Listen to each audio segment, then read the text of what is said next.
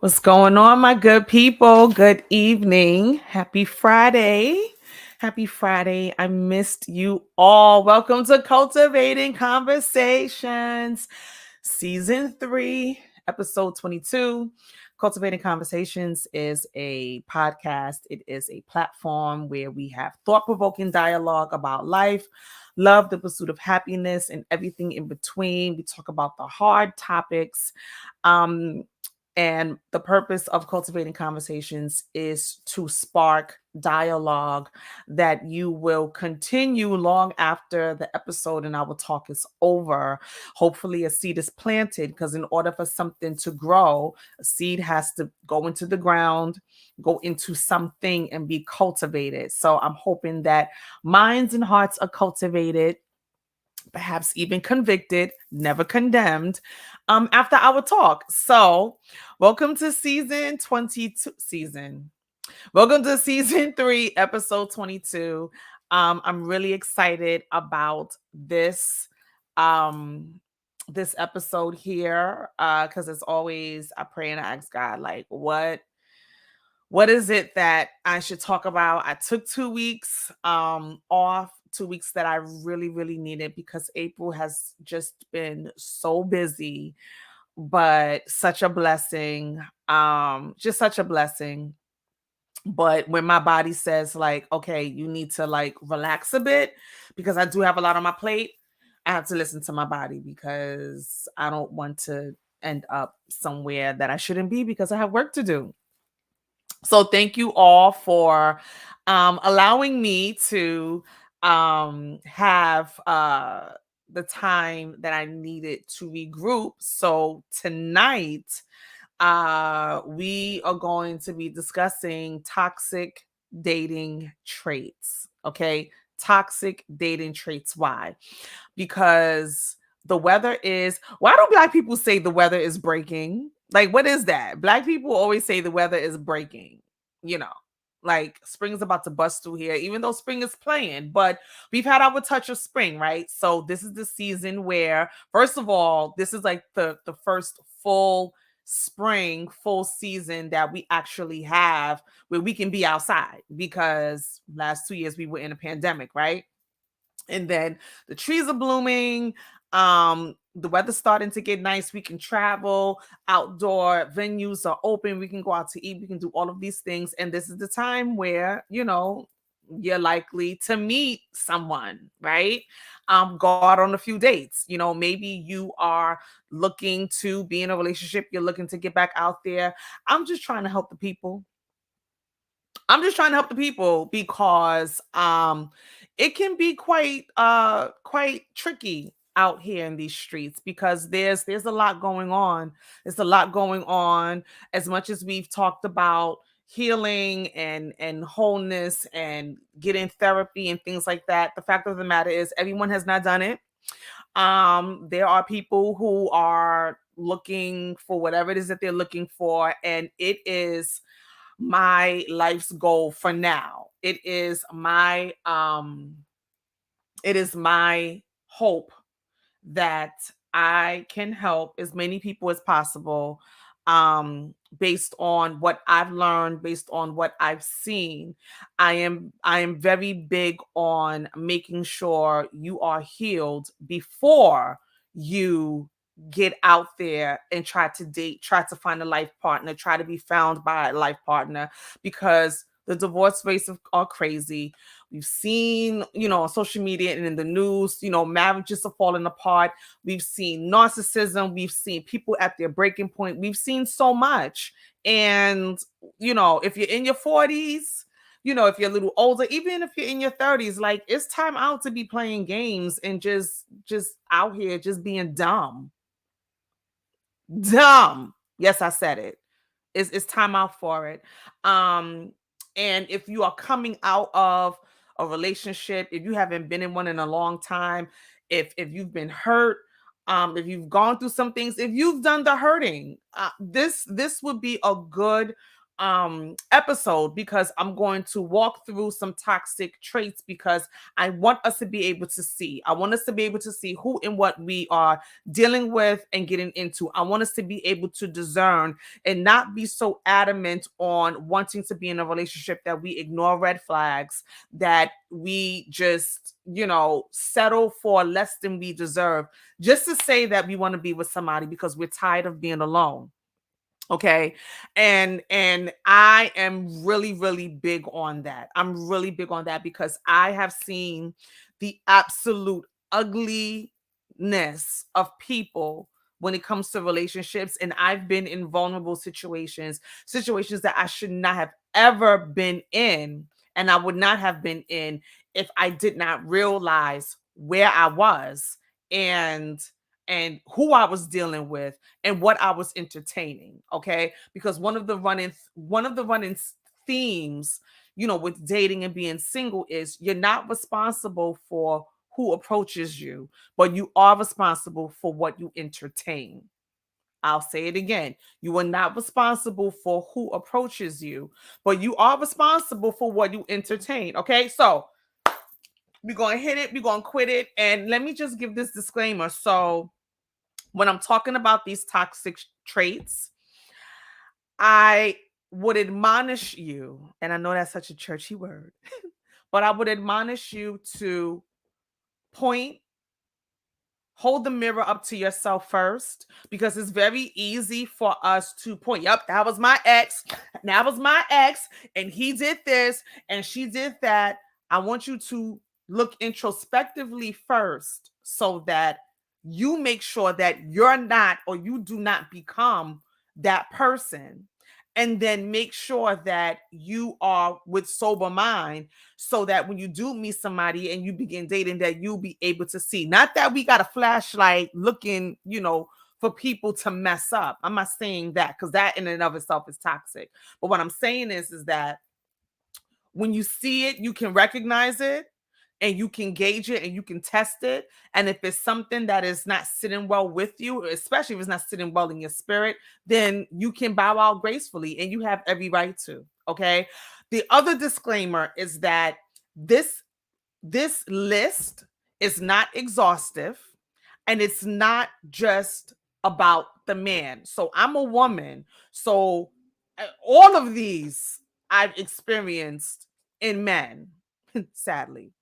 However, this does not exonerate women. So this is not a pouncing on, yeah, men of this and men of that. We know that. But I think we've all lived long enough to know, or know of, you know, women who are just as toxic and messy as men.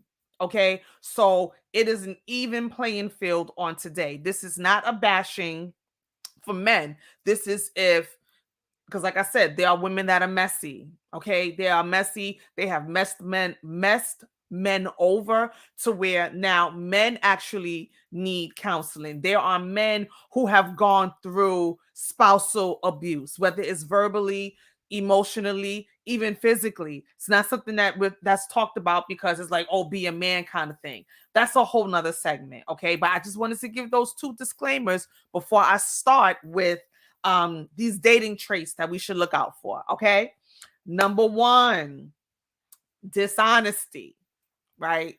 It's a given. Dishonesty. Constantly making up lies about whereabouts. Yeah, constantly making up lies about whereabouts. So now when you're dating somebody, until and unless you make that commitment to each other, unless you sit down and have an actual conversation and say, we are being exclusive with each other, then it's free game, because dating is collecting data, right? But the moment that one person starts acting like, they're all in, it causes for a conversation. And there's nothing wrong with asking someone, like, what is this? What are we doing? Are we putting any parameters on us, or are we just, there's nothing wrong with having those conversations. And a lot of times, you know, there's a fear or there's a resistance in asking those questions, because especially if you're a woman, the man is like, oh, you trying to lock me down? No, I'm just trying to make sure that I know whether I'm keeping my options open or not. Because if you see me with somebody else, or you call me and I don't pick up the phone because I'm on a date with somebody else, then there's no conversation to be had, and vice versa. But when a person, when you make that when you have that understanding with someone and then they're being dishonest, it's a cause to pause and have a conversation. And again, um in a day and age, you know, there are a lot of, and I will say men, you know, who feel like, you know, they can just, you know, whatever. Um, if it's not something that's fitting with what you want, especially if he says, like, I don't want to be in a relationship. Ladies, like, if he says he doesn't want to be in a relationship, then you can't make him be in one. He has to want it. Okay. And for the fellas, if a woman is out here saying she's being exclusive or whatever, like whatever the case is, if somebody is being dishonest, then you bow out gracefully, because if they start lying, then they're gonna have to cover up that lie and cover up that lie, cover up that lie. It just pays to just be honest on the onset, and then you know whether you want to move forward or not. I'm not looking for a play date. I'm looking for someone that, you know, I can date and get to know, you know. Or you've gone on a couple of dates and then it's like, okay, well, now this is a conversation. Okay, well, I'm not ready yet. Okay, well, I am. And it's not about giving an ultimatum, but it's like, well, I want more. And if you don't want more, if that person is not worth waiting for, or they seem like they just want to be out here, but they still want to be with you. Like, all of these are the variables that you need to really think about and think soberly about in your singleness. And if you just have to be single for a little while longer because a person is being dishonest, then you be single for a little while longer, because it's better to be alone, not lonely, but it's better to be alone and be happy and be secure and safe, not knowing that nobody's lying to you, than to be dealing with something just for the sake of having a person or a body, but it's just anybody because they were everybody. That was good. I might have to rewind this so I can make a post out of that, because that was good. All right. Dishonesty. Second, ignoring your needs. Okay. Um, if you're going along with what a person wants, although it goes against what you want, that is toxic. Now, I'm not talking about compromise, because in a relationship, there is compromise. Both parties have to compromise. I'm talking about when you are, so there's this thing called a love tank. And remember, I'm talking about dating, but I'm talking about in a sense where you're getting to know somebody. Okay, there's this thing called a love tank, and I'm not talking about from a standpoint of you loving somebody, because if you're dating them, it takes a while to get to that point, because you got to get to know them and so on and so forth. But there's this thing for a love tank called a love tank, right? So humor me for a bit, and all that, or we'll just call it a tank, right? You want your tank to stay full. So if you're constantly giving, if okay, for example, if you're always calling the person, you're trying to set up dates, you want to do certain things, you let this person know that, you know, I want to go, I want to hang out, I want to do this, I want to do that. And they like, okay, yeah, let me know. And then they disappear and then they reappear. But then when they reappear, when they call you, they expect for you to respond. They expect for you to answer. When they ask for certain things, I'm not talking about sex, but when they ask, like if they ask for a favor, they accept you to do it. But when you need something done, they're nowhere to be found. Okay. They're ignoring your needs and they're just concerned about what they want. That is toxic. You may not want to start that trend in dating somebody, because then when it becomes a relationship, you have already trained them to believe that as long as they call you, as long as they need you, you're going to be there for them, but they don't have to be there for you, and they choose not to be there for you, and they find it okay. I don't care. Well, this is how it's always been. I don't have time. It's toxic. It's toxic. People who like each other that are dating or whatever, you should be doing things and studying your person, especially if it's somebody that you're going on a couple of days and it's like, okay, I'm really digging this person. You should be studying them to see what they like, what their habits are, the things that they like to do, so you can surprise them and do stuff. If nothing else, to just listen to them and empathize with them, and when they need you, you're there. Otherwise, it's toxic. And again, I'm not talking about compromise, because there is room for compromise. There has to be room for compromise in relationships, because there are going to be some things that you don't want to do. And I know I'm jumping back and forth between dating and relationships, but a lot of times the two kind of cohabitate. Yeah, cohabitate. They kind of commingle together, and one eases into the other. This day you go from dating to being in a relationship, and sometimes we ignore those things, and then we get into a relationship, and then our heart is invested, and then we find ourselves like, I didn't sign up for this, but you kind of did, because when it presented itself, you allowed it, thinking that it would go away or it's a one-off. If it becomes a habit, if it happens more than once, it's not a mistake anymore. It's a habit. It's a choice. It's what they choose to do. This is who they are. Or maybe this is who you are. So I don't want to discount the fact that we are talking about others, but perhaps maybe you've been in that place where you wasn't all the way there for people, but you expected them to be there for you, and you wasn't all the way there for them because you was hurt before. So I'm not doing a whole bunch of stuff for you, because the last person that I did this for, X, Y, and Z, but yet and still I'm expecting you to be there for me, for you to prove to me your love and your loyalty to me, but I'm not giving it back to you. Feel bad for you, but it's toxic. Okay. Number 3, love bombing. Okay. This is a whole mess. This is a whole mess. Okay. Love bombing, the definition is when a person is overly attentive at the beginning of a relationship so they can gain control and manipulate you. Okay. What does that look like? Excessive compliments, saying I love you too soon, a person molding themselves into who you want them to be. Okay. And so let me tell you how this works. A lot of times in relationships, or in dating, the conversation comes up like, well, tell me about yourself. Tell me about your last relationship, or when was your last relationship, which those are valid questions, but you have to be careful with how much you divulge, because some people want to honestly know, to see if there's been any hurts, if there's been any traumas, if you're still hurting. But there's some people that want to know, and they'll listen, and they'll be empathetic, and they'll be sympathetic, but then they'll use what happened to you to their advantage and to your disadvantage. So it's like, oh, she did all of this for him, she did this and she did that, and he left her, and this and the third. Never mind the fact that he left her. Nah, so if I do X, Y, and Z, I can get her to do the same thing for me.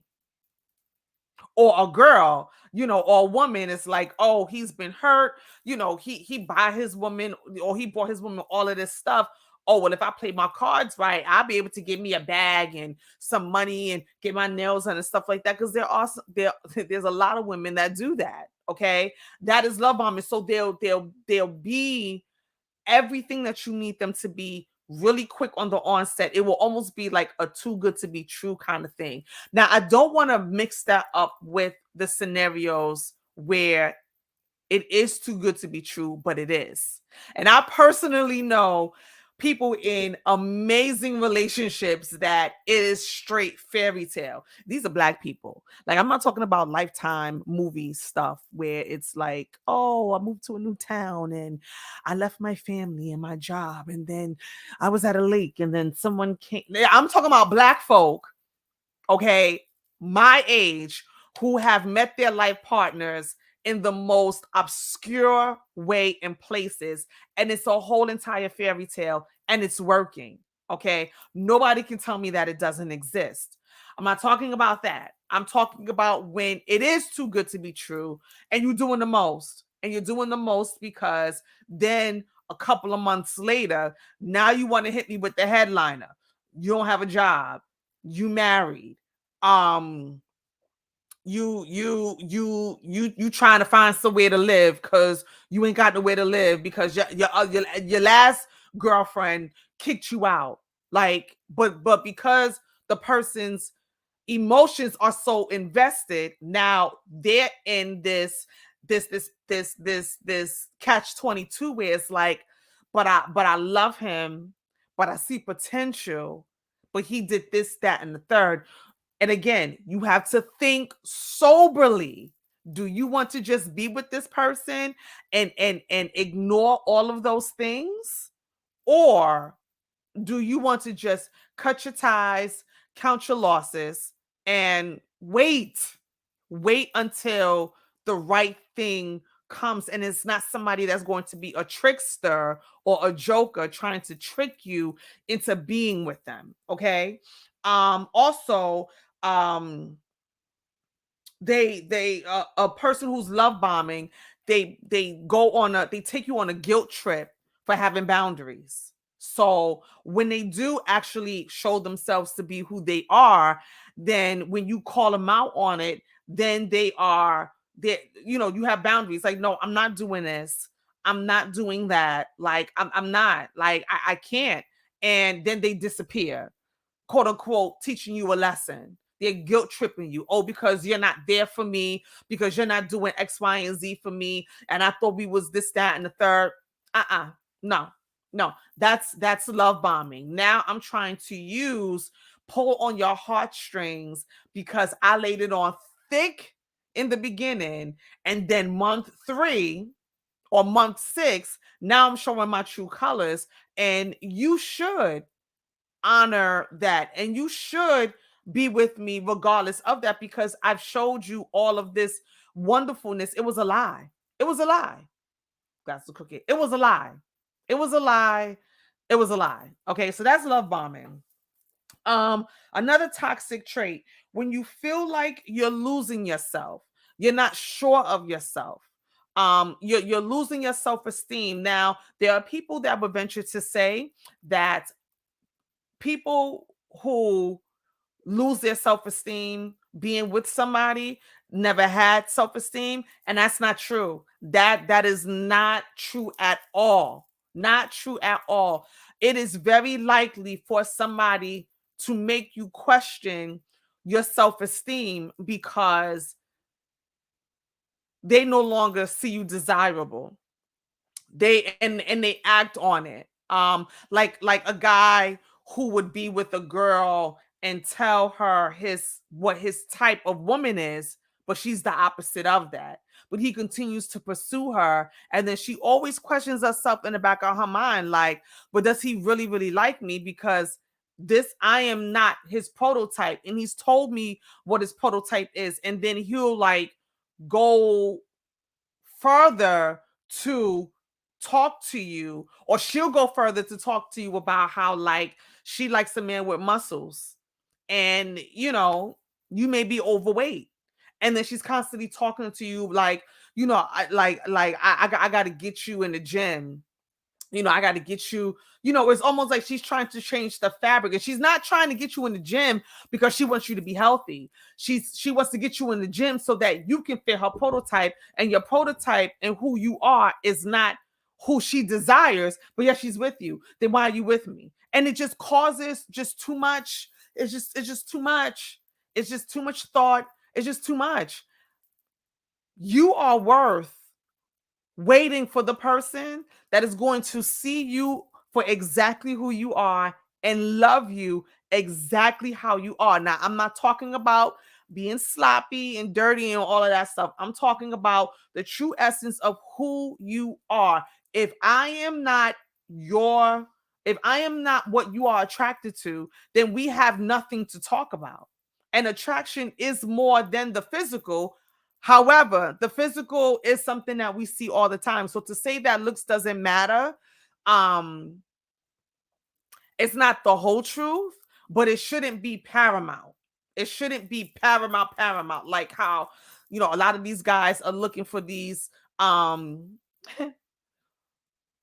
multicultural, exotic, mixed looking women who have the body of a black woman, but the aesthetics and the hair of an exotic woman to kind of wash away it. That's a whole nother psychological thing, but it shouldn't be that. It shouldn't be that. You deserve to wait for somebody who's going to love you, whether it's a man or a woman. You deserve a woman who is going to love you, who is going to challenge you to be better, yes, but be better for you so that you can be better for her. Or you be better for you so you can be better for him, woman. Okay? Another toxic trait, envy and jealousy. And this predominantly, it happens with men. It does happen with men. But a lot of times it happens with women who are jealous and envious of other women. Now, this is twofold, okay? You have the woman who is jealous because she may have gotten cheated on, she may have been left. So if a woman, is too friendly with a guy, or no, I won't say that. If a woman is just friends, I mean platonic, like just a friend. I'm not talking about best friend, all of that stuff. I'm talking about just a woman, whatever. And she's jealous. That can become very toxic because it can get to a point where she wants to check your phone. She wants to know your whereabouts. If you don't call, she's blowing up your phone. She's doing this and the third. Now, the other part of the jealousy is the woman who is the friend of the guy who is dating somebody. So I have a best friend who's a male, right? I'm single. He's single. He's single and he's my friend. But to me, I'm his wife. You know, there are women that actually like marry themselves off to men in their mind. It's bizarre. Anyway, um, he's my friend, but in my mind, that's my man because we're so close. We share so many things. We go out, we hang out. I'm the homie, but in my mind, if I play my cards right, I'm gonna be the homie lover friend and then turn wife. And then when he gets with somebody, then I'm upset as the friend, and then the girlfriend or the fiance or whatever is looking at him like, yo, your homegirl, this stuff ain't adding up. And he's like, oh, that's just my friend. All of that is toxic. All of that is toxic. So for women, we got to do better. We got to know who we are. We got to know who we are, and we got to know who we are with. And we got to make sure that we allow ourselves to be with a man who is not going to put us in a position to be jealous, okay? Because that's a whole nother side. Men that put us in a position to be jealous because you out here flirting and acting and all of that, then go ahead and be single. Don't call me. We just friends. If that, maybe not.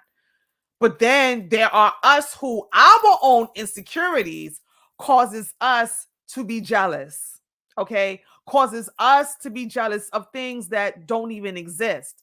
Because if you are being and doing all that you need to be and do to the person that you're dating and you're looking to be in a relationship with, or you're in a relationship with, then you don't have anything to worry about. And if he decides to step out or she decides to step out, man, then you know what? It's their loss. It's their loss. As long as you know that you're doing everything that you need to do, it's okay. But the jealousy and the envy can only be eradicated when you are healed.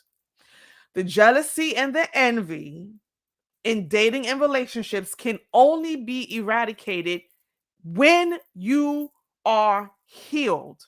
Because all of that external stuff, all of that, he going out, he said he going to the gym, but I don't know where he going. He said he going to the supermarket. I don't know if he at work. You got any work? Like all of that is eradicated. I trust you. I trust you until you give me a reason not to.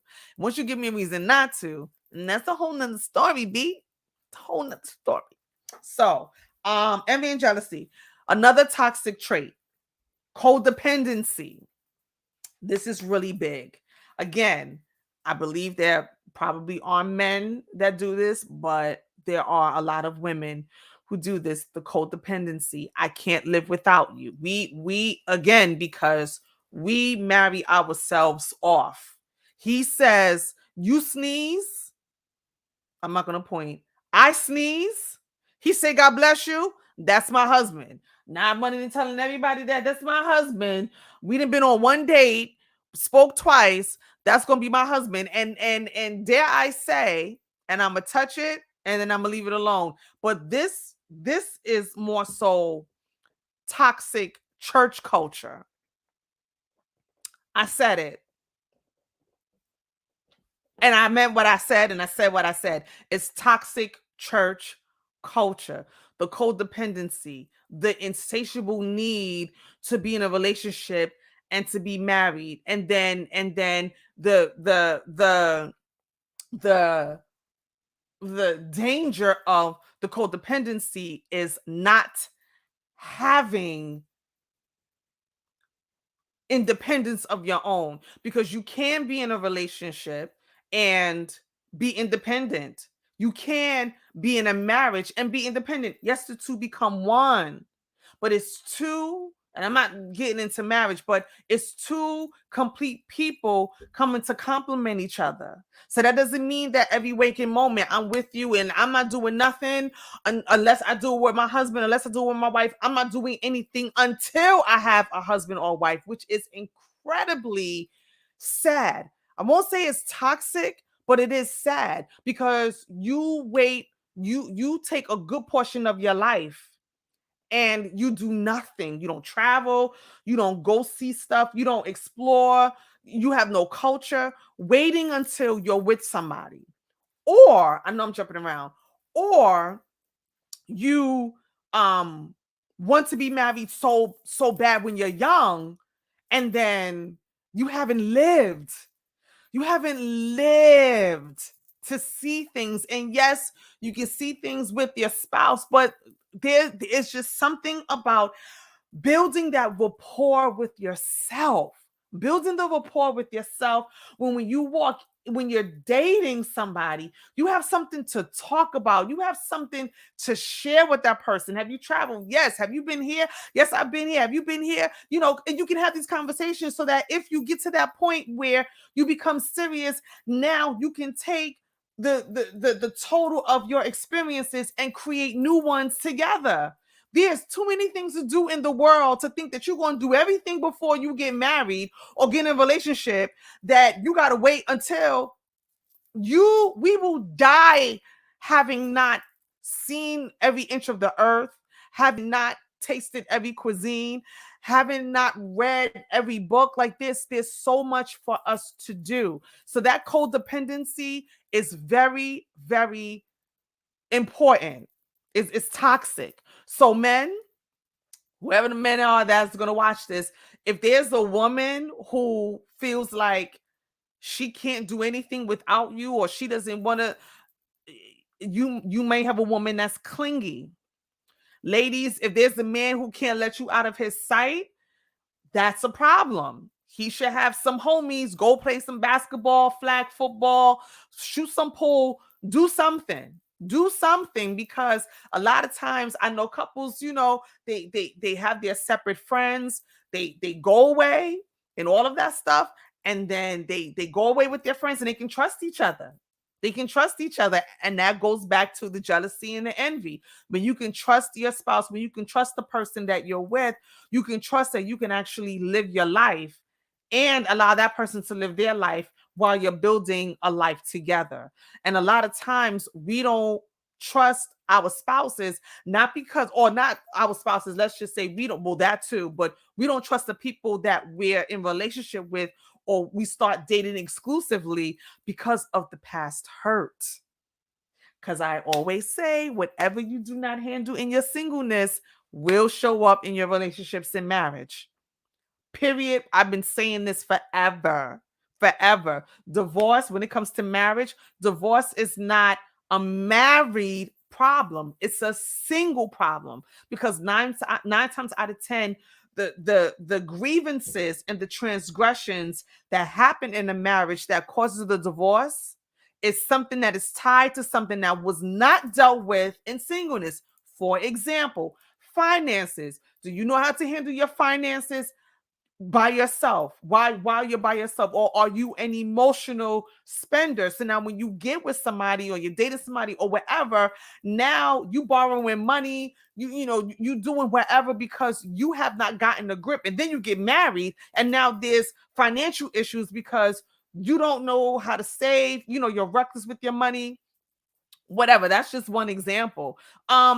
Being just out here just being reckless and loose and you just dating everything and everyone, and you have not dealt with whatever it is that causes you to believe that you have to have multiple women, or you have to not give your heart to one man. So you do it and you do it and you do it and you do it up until you get to that altar. No marriage counseling, there's no accountability. You don't have a mentor, you don't have a pastor, preacher, the counselor, somebody to help you unpack. And then you get married and you think that that's just going to go away. It's only going to enhance because wedding rings attract. There's nothing to a lot of people, there's nothing more attractive than somebody who is already taken, because for that person, they have low self-esteem, they have low self-worth. So they feel like if I can take this man away from this woman, it says less about her, but it says a lot about me, which in all actuality, it makes you look like nothing. It makes you look like trash. Same thing for a man. Okay, what's good for the goose is good for the gander. I did not know myself, nor did I know how to love myself when I got married. And I can truly say in this separation, I am learning who I am. And thank you, Crown and Glory. Shout out to you. Shout out to you. I'm independent for the first time, not dependent on anybody. And this is the thing. A lot of times in marriage, we hindsight is 2020. So we get married without the knowledge because we don't learn this in singleness. The only thing that we learn in singleness is I want to be with somebody. I'm watching these weddings and say yes to the dress and all of these wonderful proposals and the bridal showers and the wedding party and the limo, and I'm turning up at my reception and I'm going on my honeymoon and I'm taking all these pictures and all of this stuff on social media. Is my boo and my babe, my husband, and all of this stuff. And you have no idea who you are. You have no idea who you are. And now you're trying to figure out who you are. You and your spouse is trying to figure out who you are. And you and your spouse is trying to he's trying to figure out who he is. Well, who are you? Well, I don't know who everybody trying to figure out who they are and who they married. Who am I and who did I marry? That is very, very dangerous. Very, very, very dangerous when you are trying to figure yourself out. And it's normally after the fact, for whatever reason, then you find out who you are. But I tell you one thing, whatever it takes, as long as you figure it out, you will never be the same. You will never be the same after you come to the realization of who you are. Okay? Of who you are. Most people are in. Okay, I'm trying to understand what you said, sis. Most people are in okay with the. Are you trying to say most people are not okay with the idea of being married? Can you flush that out? Because I'm trying to understand. I mean, I believe that a lot of people they want marriage. They want marriage, but they haven't dealt with the single part. There are so many there are so many platforms talking about dating and relationships because it is like the number one topic. It is what drives numbers. And you know, I have my mixed feelings about it. I'm very careful with what I intake and who I listen to, because if you are a man talking to a woman about what to look for in a man, but I don't see any fruit of you being in a relationship, not that you gotta like, pour it all out, but it's been like 5 years and you done wrote 100 books and 59 pamphlets and you got a million followers and you out here telling me what to look for in a man and you ain't in nary a relationship. You not practicing nothing that you telling me as a man, but you're not talking to a man about how not to be what you're telling me as a woman to look out for. That don't sit right in my spirit. It don't sit right. It don't sit right with me. It don't sit right with me. Okay. What's next? Narcissistic personality disorder. Narcissism, narcissist. It is a term that has been thrown and tossed out and worked every which way.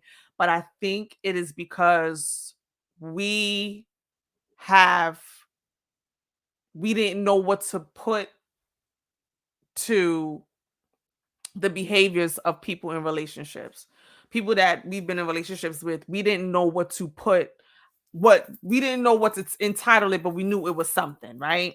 So narcissistic personality is actually a disorder. So I don't know if we should be throwing out the term as much as we do. Most people are in love. Most people are in love with the idea of being married. Yes, yes. Most people are in love. Yes, most people are in love with the idea of being married, but they don't understand the cost of being married because it does come with a price. And again, it's not something that we talk about. And you got to understand that cost in your singleness, not after you get that ring on your finger. You got to know in your singleness, and you have to be willing to pay that price. And don't be sneak texting at work says, I want you to get in trouble. I don't want you to get in trouble, but I appreciate you watching at work and sneak texting.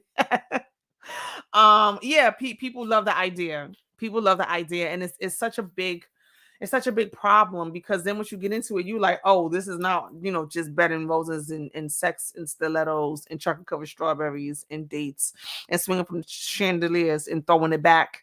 Um, and it's prohibited because I'm doing it under the covenant of Christ. You married to a whole human being who got issues, and you got issues, and y'all ain't deal with your issues, the issues that you could deal with. Because here's the thing: when you get married, like, you don't get married to a perfect person. And the thing about being healed is that the only true test of whether you are healed or not is it has nothing that's tested cannot be trusted. If it's not tested, it cannot be trusted. So I can say that I forgive a person for what they did. I forgive them. All is well. I ask the Lord. He healed me. All is forgiven. I forgive them. I'm delivered. I'm healed. I'm set free. See that person in person. See that person in person. Hmm. See the one that hurt you in person. And let's see how healed and delivered you are. Let's see if you've really forgiven, if you can be in the same airspace with that person, if you can be in the same vicinity with that person, if you can just see them, because sometimes you say that and then you see them and your stomach start churning, you start gritting your teeth. You might even taste blood, because everything that they did to you comes back. And God forbid you didn't get any closure. God forbid that you did not react the way that you wanted to. So now folk running around thinking you a punk, and you see them and you don't say anything. Or have you really forgiven? And it's okay if those feelings come up. It just means that you got to get back on the potter's wheel again. But these are the things. How did I get there? I don't even know how I got there. Huh. I don't know how I got there.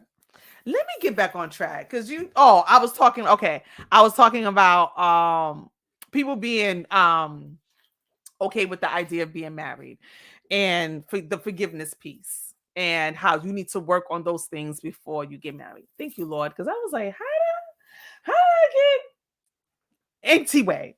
Okay, narcissistic personality disorder is defined by, according to Mayo Clinic, when a person has an inflated sense of their own importance and a deep need for admiration.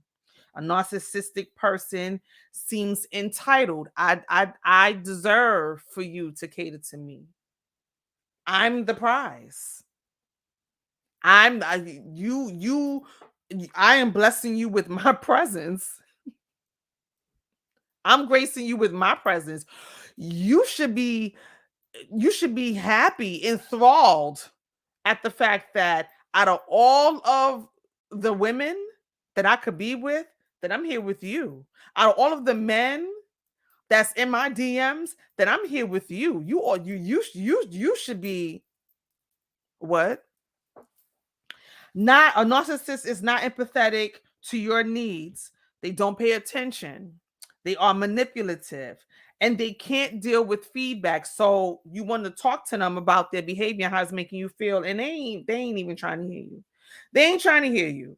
They not trying to hear you, but they have a whole lot to say about how they feel about you and what you do to irritate them and things like that. Things for you to look out. Um, Gaslighting, another toxic behavior. Okay. Gaslighting is when a person attempts to sow self doubt and confusion in the other person's mind. Okay. They attempt to sow self doubt and confusion in another person's mind. For example, doing something and then denying it happened. That wasn't me.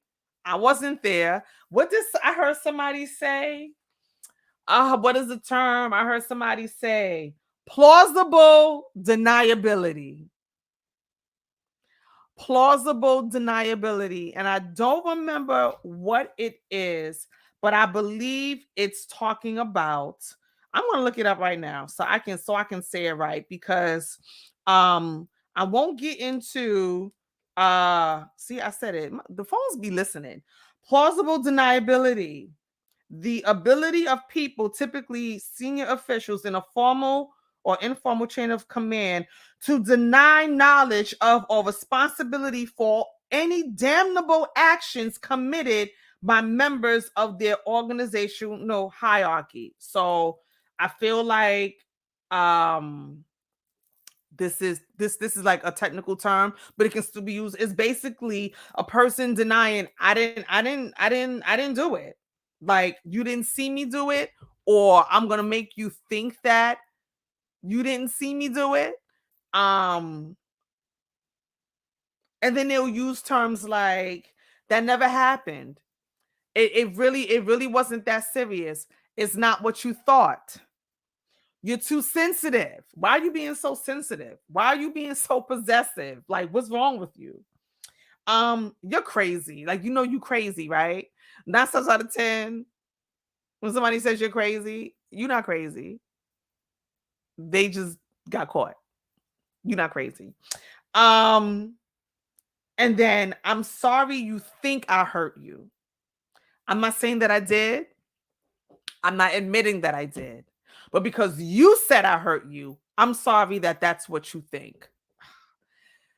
It's crazy. It's crazy. So, like I said, this list is not exhaustive. I'm just hitting you with those things. I want you to put it under your hat, your belt, your pillow, your mind, whatever, so that you can actually, like I said, think critically. We've been in a 2-year pandemic. A lot of us did not expect to still be single at whatever age you're at. A lot of us did not expect to be divorced or divorced and not remarried yet.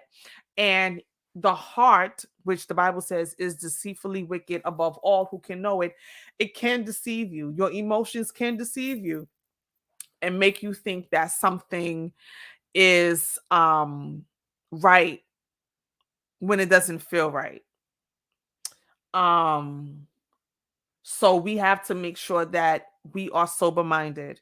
We have to make sure that we are, again, doing the work that we need to do to heal before we seek to get into a relationship. Again, so many platforms, they pounce on dating, because dating brings data. And I'm not talking about dating somebody, I'm talking about the topic of dating. It brings data, it brings analytics, it brings numbers, it brings people, it brings a crowd.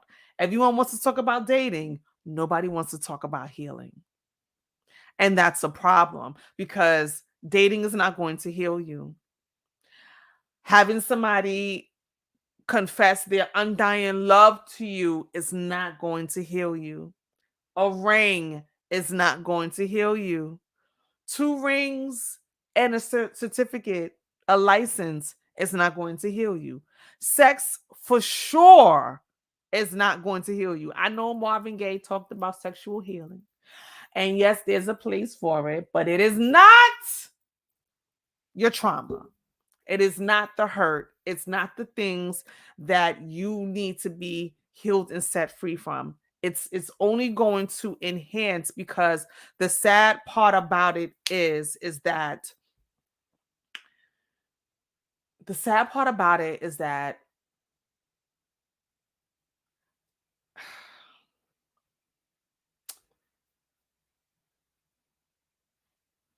people can feel, especially with men. Men can see a mile away because they're hunters. Men can see a mile away when a woman is vulnerable, when a woman is kind of off kilter with what she's willing to accept or not accept. Men who are, for lack of a better phrase, conniving like such. And again, this episode is not about coming down on the men, because like I said in the beginning, there are women who are just as messy and trifling. But I'm talking about men who are, they know how to read the room, they know how to read the woman, they know if they can say this, if they can have this conversation, if they can get a response, if they can get a number, they're like, GTD, I'm getting the draws. If you're not a Martin fan, then we can't be friends. So if you don't know what GTD is, then I don't know what to tell you. But so we have to be careful with making sure that we are healed, so that we can know. Because here's the other thing: when the right person does come, you want to be able to recognize them, and you do not want the baggage and the garbage of your past to block you from the person who really wants to love you. And this is for women and especially men, because when men hurt hard. They hurt hard because men are sexual beings, they are visual beings. If you can pull at the emotion of a man, 9 times out of 10, you got him.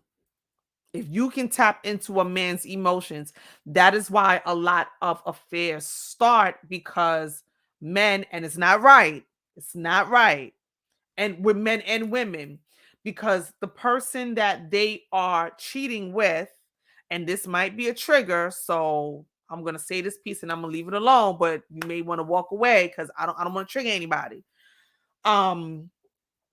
9 times out of 10, the person that they are cheating with, they are committing adultery with, the one thing that they are giving them that they're not getting from their spouse, or they don't want from their spouse, because I don't want it to make it seem like, oh, they're cheating because the spouse is doing something wrong.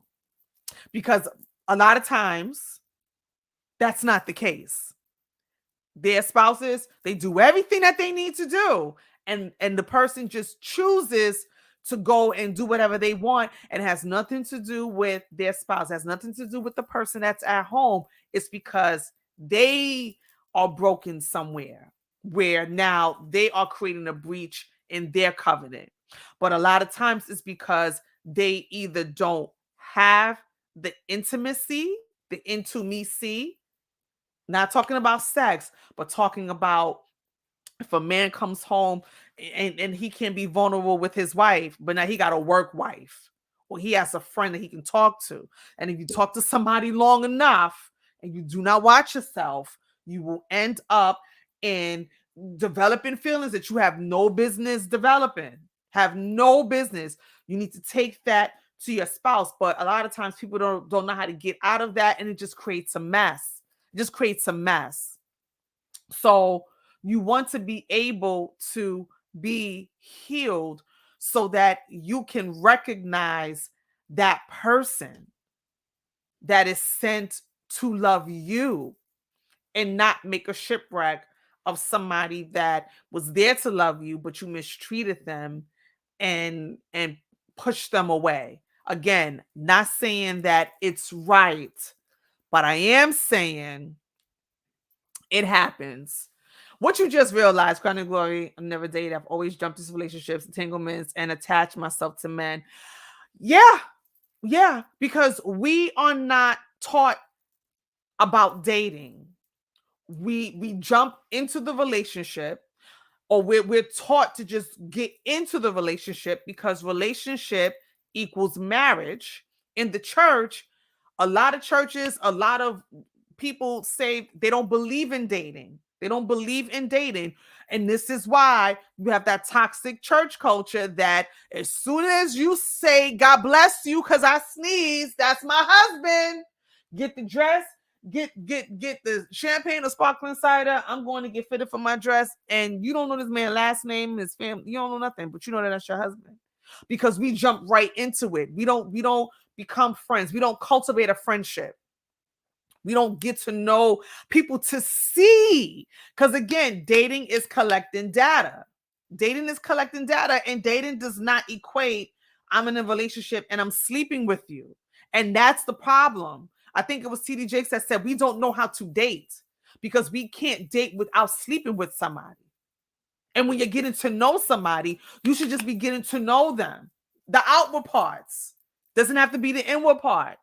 There's conversations when you get down the road that you should have about sex and things like that, because you got to make sure that you're compatible with the person. I'm not talking about compatible to where we're going to try it and see. I'm not talking about that. I'm not touching that.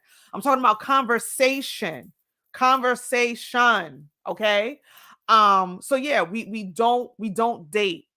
We don't date. We don't see how we are, when we meet somebody. Yes. Yeah. Yeah. People go hard because it's the fight or flight thing. It's the fight or flight thing. I'm either going to lie, I'm going to fight and lie, or I'm just going to flee.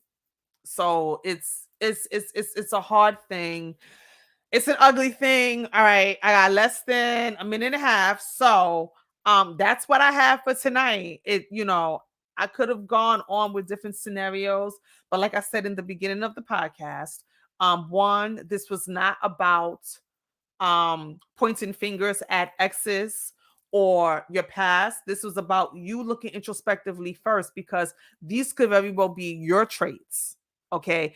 You could have very well been the person doing all of this to somebody else and not necessarily been the recipient. You could have been the giver of the dishonesty, the narcissistic behavior, the gaslighting, the all of that stuff. Okay. But then you turn it inward to see, to look at your past relationships and the things that did not work and the type of person that you was with or the type of person that you were.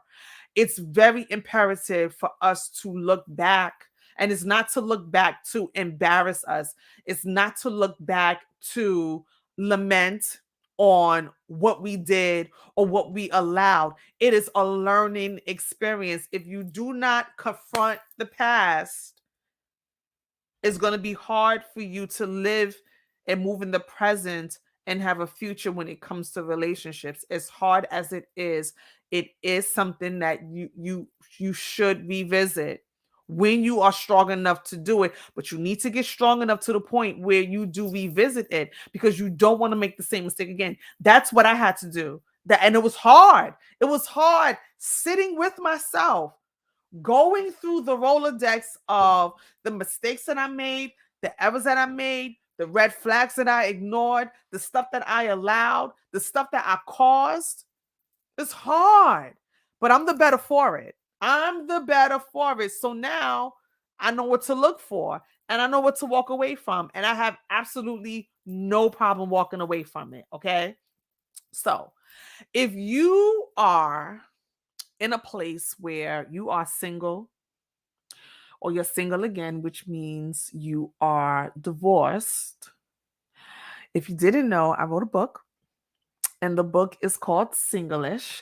It is a 31-day devotional on it's a 31-day devotional for the single and single again. So it's 31 days, 31 topics that people who are single and single again go through. It's scripturally based, but it is raw. Excuse me, and it touches on a lot of topics that we don't like to talk about as singles, because we don't want to talk about being single until we are no longer single. And it shouldn't be so, because it makes people who are single feel like they are second class citizens, that they are incomplete. There is a notion, and yes, it is true, that when you are divorced, you are, especially as a woman, you are uncovered, but that does not mean that you are like thrown to the wolves for consumption. The devil is a whole lie. It just means that you got to put on your big girl drawers and get your life back in order until you are found by somebody else, and make sure that you do everything that you need to do in your power to be ready for that person. Mind, body, soul, and spirit. Okay. So the book can be published on my website, imstacyt.com. Also, Barnes and Nobles, Amazon, and Water Springs Publishing House, which is the publisher who published my book. And her team is fantastic. Also, let me hide that.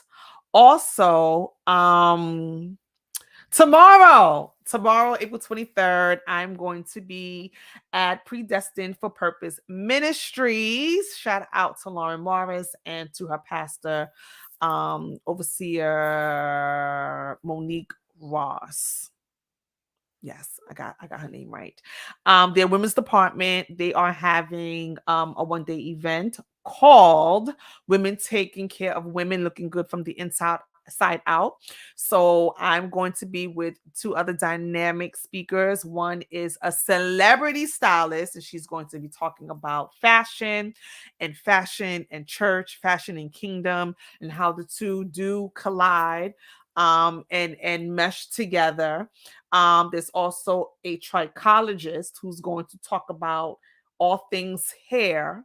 And all of this is about like taking care of ourselves from the inside out as kingdom women, as we should look good for the kingdom and look good for the world. Not look good for the world to impress the world, but look good from a point of who we serve. We don't serve a shabby God by any stretch of the imagination. Okay. And then I'm going to be talking about singleness, all things singleness. I'm going to have my books, and it is going to be a great time. So the tickets are $20. You can pay at the door.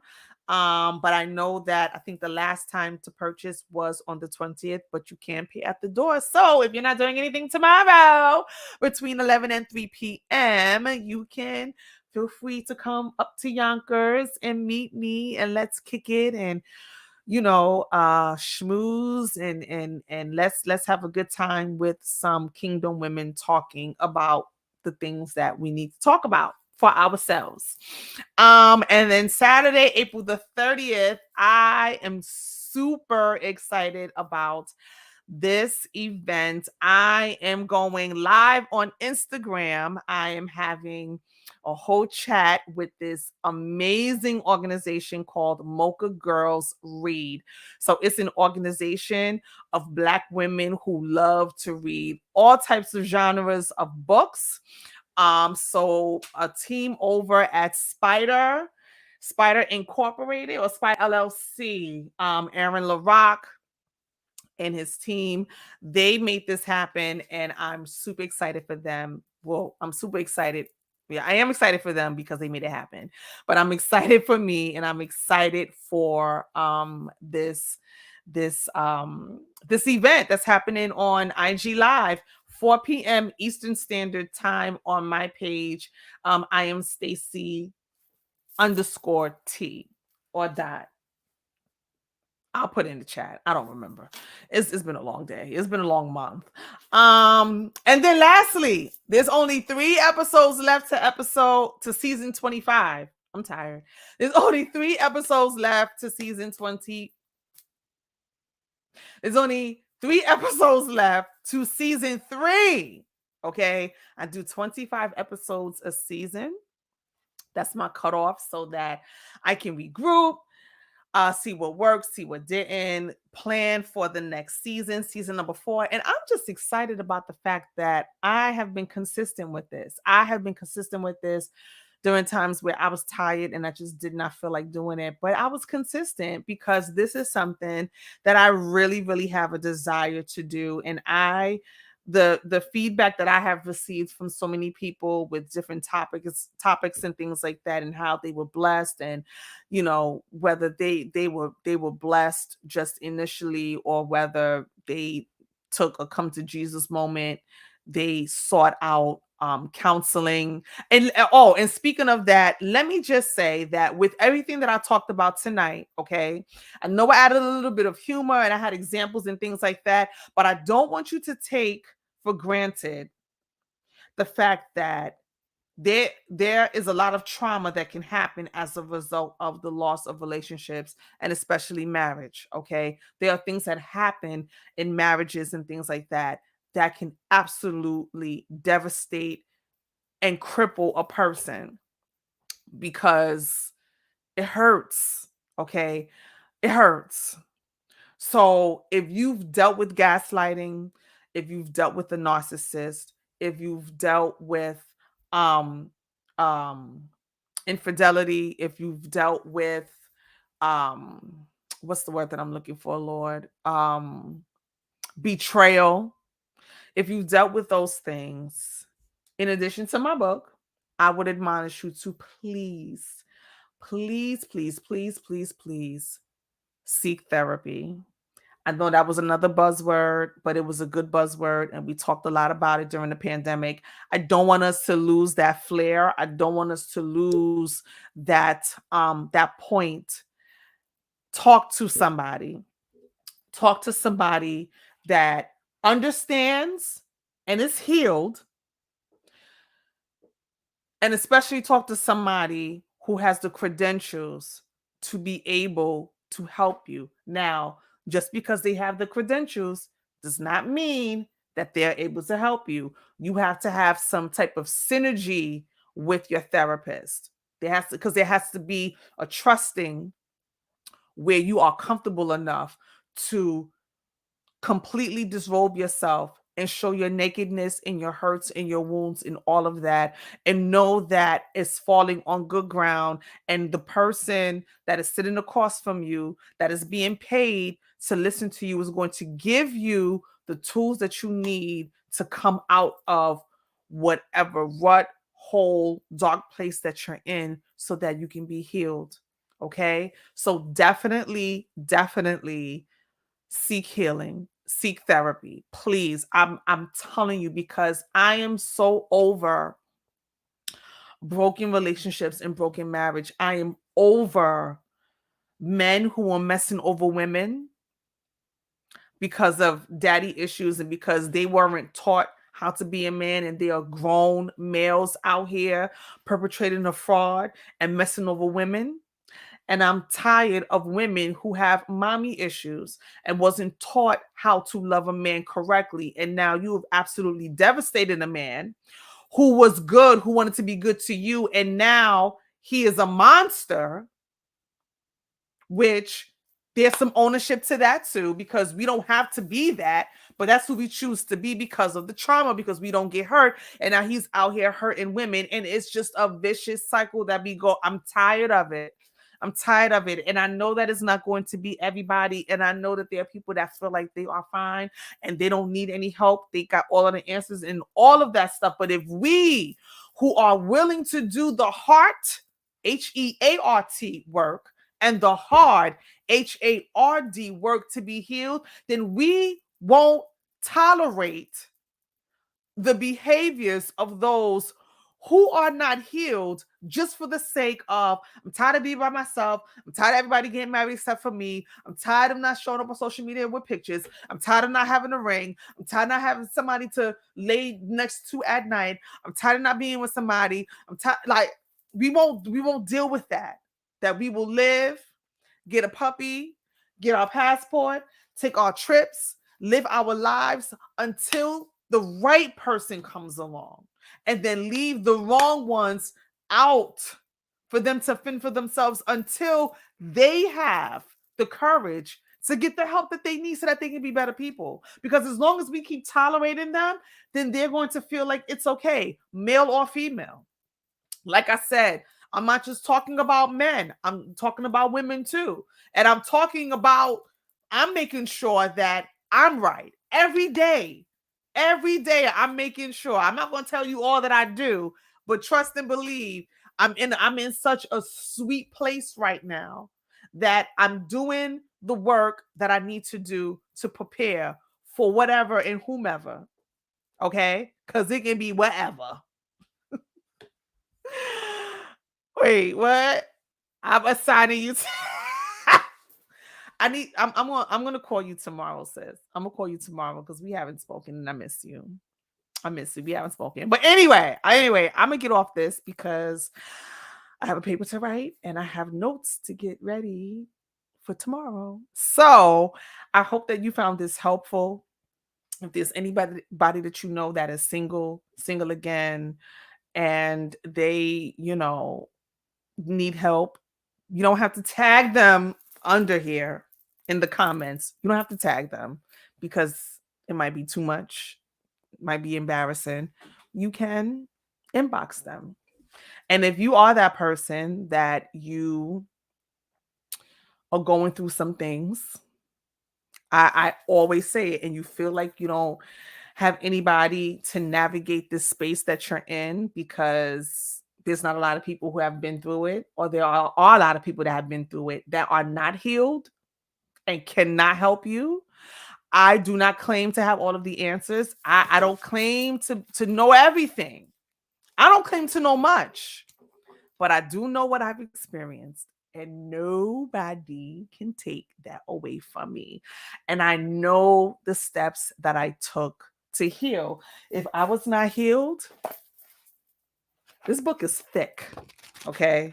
If I wasn't healed, I would not have been able. I am twice engaged, once married and divorced. Okay. You do the math. And I don't talk about, the recent circumstances, and I don't really get much into the past, only when it's absolutely necessary, because it's unless it's from a ministry standpoint and I'm being led of the Lord, I'm not doing that because I just feel like dragging people and speaking ill of them is very whack, and you pay for that. The seeds that you sow in somebody else's life is the harvest that you reap in your own. And I wish that people understood that. I wish that people understood that. I dare not sow seeds of just filth on somebody's name and their livelihood and then expect to be blessed. It doesn't work like that. So I would not have been able to write this for the people if I was not healed. And I give all glory to God. I promise you, I give him all the glory for it. But I'm proud of myself because I yielded my everything so that he can heal me. Because he can't do anything without a willing vessel. And I put up my hands in surrender and he did the rest. And I'm so grateful. Y'all don't understand. Y'all do not understand how grateful I am to be healed for real. So I'm a witness. If you're out there and you on the heels, fresh off of divorce, you're still dealing with however long ago, whatever happened, right? Because it's things are devastating. I promise you, I'm living proof, and I give all glory to God that He can and He will heal you completely if you allow Him to. I promise you. I promise you. So anyway, I got off track. I went to Africa and then came down to the equator, and now I'm back. 3 episodes left. So tell me if there is a topic that you want me to talk about. So you can inbox me on Facebook or on Instagram and tell me what I should talk about. And the top 3 topics is what I will discuss. If I don't hear from anybody, then I'll just go back to praying to the Lord and let him tell me.